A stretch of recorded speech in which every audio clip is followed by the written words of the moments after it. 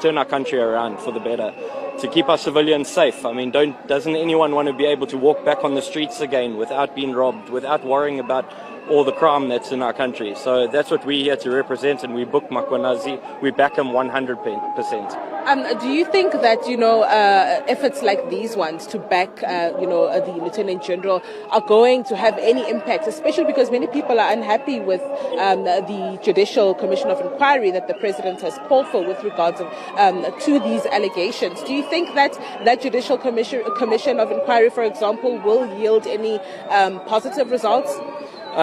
So what I think that we really all need to stand together. We personally believe that we don't have a racism problem in this country. We have a corruption problem. So if everybody can stand together, it doesn't matter about the race, doesn't matter about political agendas. At the end of the day, I believe that we all need to stand together as a community and fight to get this country back the way we were. We used to be a first world country. Let's get back there. We can all do it together. The memorandum is issued by Umnoto Wabantundu Civic Society Group. Siyayithatha manje le memorandum bahlanga. Sinika umphathi jikelele kuzwelonke kwamaphoyisa uGeneral Ufani Masimula ukuthi ayamukele egameni labahlali.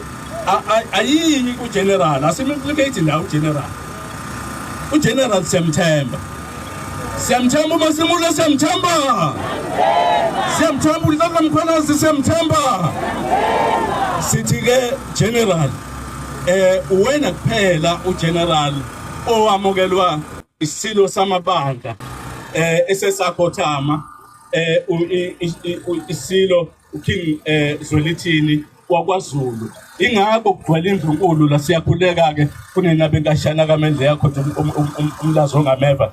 Sithi nangu uGeneral manje uyayimukela imemorandum uzosayinela ikhophi eyodwa ezosala kuthina ahambe neyakhe azobheka yenze le office lakhe ngoba laba banemkhulu bazoyilahla bathi abayithola noma bathi silahlekile basayazi ukuthi nathi ke sifuna ukuthi asayine amakhophi amabili khona sizosala nawo uxobo.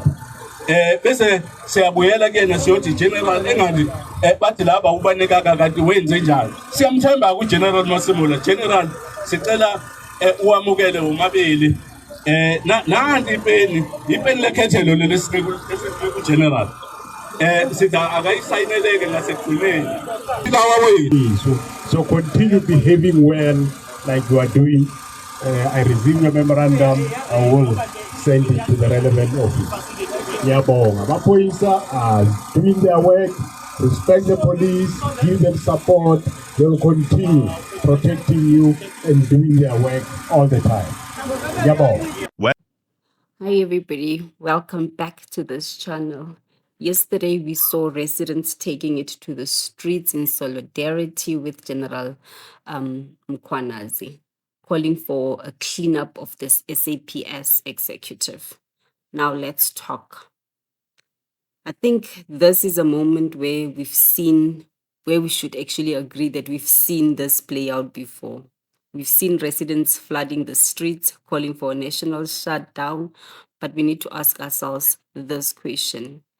Is it really the ideal solution?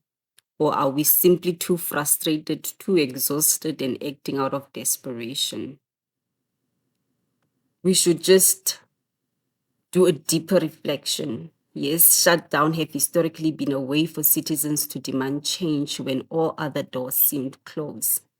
They are the collective scream of a nation tired of corruption, poor service delivery, joblessness, inequality. But the important question that we should raise is, are shutdowns shaking the system?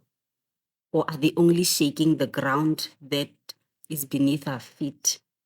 Are they a step towards change, or just the release valve for the anger that builds up again after we've left the rallies or the march? Desperation is valid, but it can also be dangerous when not guided by strategy. Do we have a strategy? We need solutions that just don't make noise but are impactful. Civil pressure is crucial, but so is civic action. Organizing, voting, holding leaders accountable, not just burning tires, but building new pathways. We have elections, and every time we vote in the very same government without holding them accountable for what they've previously not corrected. Frustrations must fuel focus, not chaos. The question now is, what comes after the shutdown? Because the lines are blurry, the important question that you and I should ask ourselves are we being used for political factions? Because that's quite possible. We've seen it before. Ordinary citizens drawn into battles that aren't really ours, but benefiting powerful players behind the scenes, shutdown, protests, outrage. They can all be tools in a political chess game where we are the pawns. The other question is this a political ploy where protests erupt around the same time as power struggles within government or leadership shakes up? It's fair to wonder who is really pulling the strings. Are some leaders stoking public anger not to fix the system, but to weaken their rivals? Or are these just genuine concerns? Was General Mkhwanazi just too frustrated? Because that's possible. People are tired. We are faced with joblessness. We are scared. People are angry. We're faced with crime and unemployment. These are real issues to us.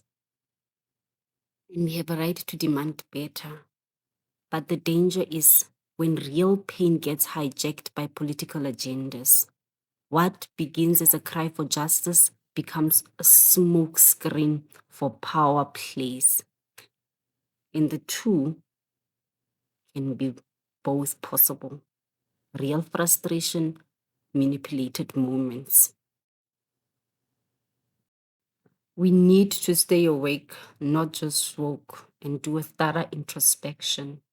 Ask ourselves, who benefits from this chaos?